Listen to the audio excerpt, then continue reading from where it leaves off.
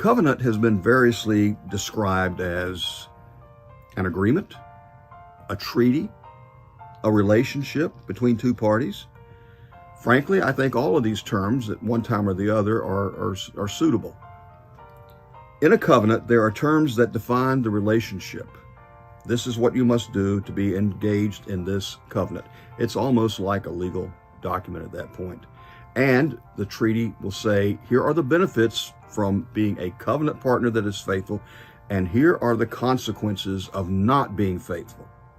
The prophet Daniel here, chapter 9, verse 27, he shall confirm the covenant with many for 1 week, and in the midst of the week he shall cause the sacrifice of the oblation to cease. And so he's asking, should we be looking more for the confirmation of the covenant? Is that a sign to precede the abomination of desolation? Should that be an obvious sign that we see preceding the abomination of desolation? So let me answer the question directly. I believe we already have had the Isaiah 28 covenant of death. We've already had it. That's what's been going on, called the Middle East Peace Accord. The peace and security agreement. By the way, Paul said, 1 Thessalonians 5, while they're saying peace and security, sudden destruction will come. Sudden destruction is a reference to the Great Tribulation. We are saying peace and security. We're saying the Middle East Peace Accord. We're in the last generation. We're using the very language of this agreement having to do with Israel.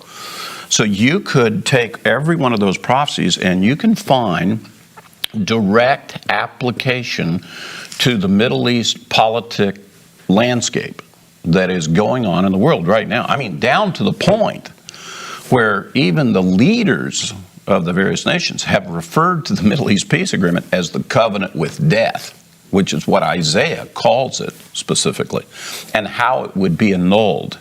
Well, we see the Middle East Peace Agreement has been annulled.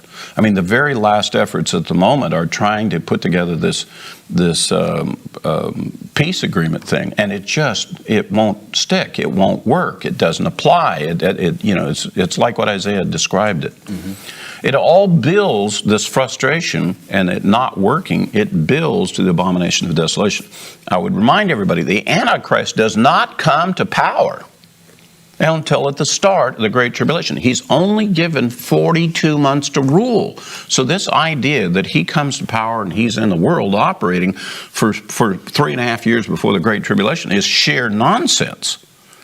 The prophecy limits him specifically to only in the days of the Great Tribulation. So the idea that we're looking for the Antichrist to emerge and there's 3.5 years and then we have a Great Tribulation, that just doesn't hold up. The prophecies about the Antichrist doesn't support that. Right.